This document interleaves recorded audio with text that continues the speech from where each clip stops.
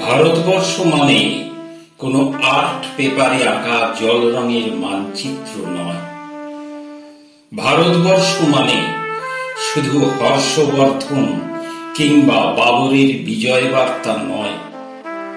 ভারতবর্ষ মানে বিজয় সিংহের সিংহলজয়ের ফ্যাসিস্ট গৌরব গাথা নয়। ভারতবর্ষ মানে শুধু মীনাক্ষীপুরম কিংবা জামা মসজিদ নয়। ভারতবর্ষ মানে নেহেরুজির বংশানুবৃত্তি কিংবা জিন্নাহ সাহেবের অলিখিত শ্বেতপত্র নয়।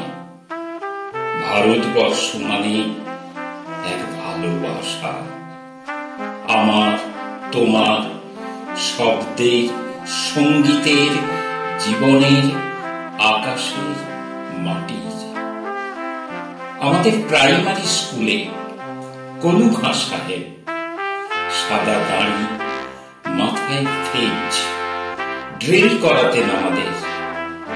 ডান বা ডান বা সস্নেহে সতর্ক করতেন, বাবা সকল পা আর হাত মিলিয়ে মিলিয়ে ফেল। কলু খাঁ সাহেবের গোরের মাটিতে আজ ফেরেশতার হাসি। ভারতবর্ষের চেরাগ হয়ে জ্বলছে বদ্র মিয়ার হাতের কর্ণিকে শিব মন্দিরের গায়ে কত ফুল কাটা, আর তার জোগাড়ে হয়ে মশলা মাখছে ঈশান বাউরি। নিয়ামত শেখ আর গোকুল মাহাতো এক পাটাতনে ধান ঝাড়ে, সোনালী গোবিন্দ ভোগে খামারে ঠিকরে পড়ে সোনালী আলো।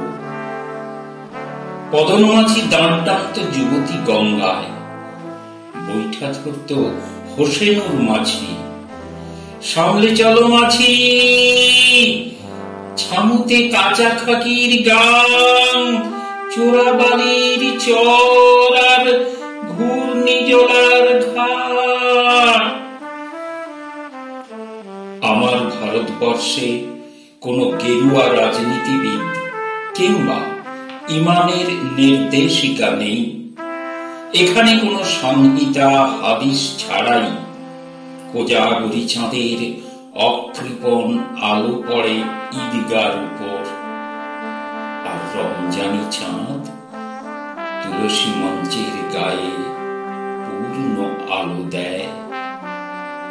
আমার ভারতবর্ষ মানে রবি ঠাকুরের মধ্যে নজরুল, রবি শঙ্কর আর আলী আকবরের যুগলবন্দি, গণেশ পাইন আর মকবুল ফ্রিদার রঙিন ছবি।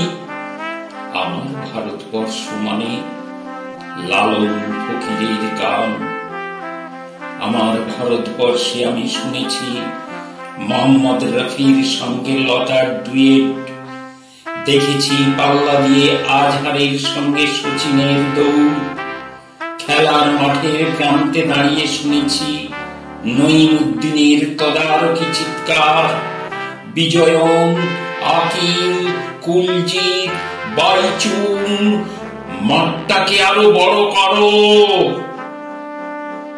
মাঠ দিন দিন ছোট হয়ে যাচ্ছে, মাঠটাকে আরো বড় করা দরকার, অনেক অনেক বড়।